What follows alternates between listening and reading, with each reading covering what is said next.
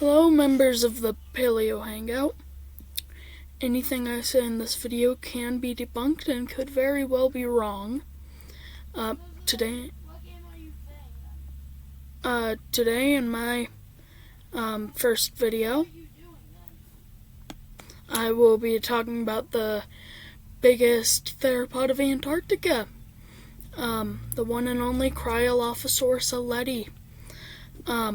Discovered in the 1990s by Dr. William Hammer and his team on Mount Kirkpatrick in the Beardmore Glacier of the Transantarctic Mountains of Antarctica. Cryolophosaurus Ellioti lived in the early Jurassic, exactly 186 to 182 million years ago, when Antarctica was not just a bunch of melting ice. In the late Jurassic, Antarctica was a luscious rainforest. Moving on, Cryolophosaurus Ellioti was a part of the domain of Eurocota, which is the Eurycotes constitute the domain of Eurychira, organisms whose cells have membrane-bound nucleus. All animals, plants, fungi, and uncellular organisms are eukaryotes. They constitute a major group of life forms alongside the two groups of prokaryotes, the bacteria and archaea. Eukaryotes represent a small minority of the number of organisms, but due to their generally much larger size and their collective global biomass, it is much larger than that of prokaryotes.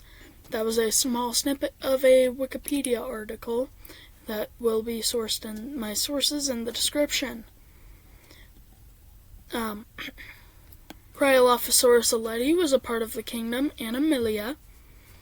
Animals are a multicellular eukaryotic organisms that in the biological kingdom of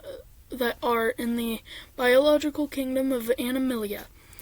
With few exceptions, animals consume organic material, breathe oxygen, have myocytes, and are able to move. They can reproduce sexually and grow from a hollow sphere of cells, the blastula, during the embryonic development. That's also a snippet of a Wikipedia article in my sources. That is the last one, by the way. Cryolophosaurus Ellioti was part of the clades. Yes, clades, in plural. That means there was multiple of them. So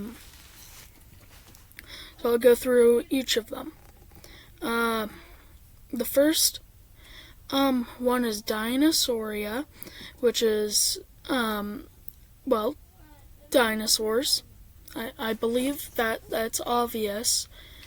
Then there is Saurischiia, which means reptile hipped, so its hips were more reptile-like and less bird-like hips. Next is Theropoda. You can tell when a theropod is a theropod because they have much more hollow bones and 3 toes on each foot.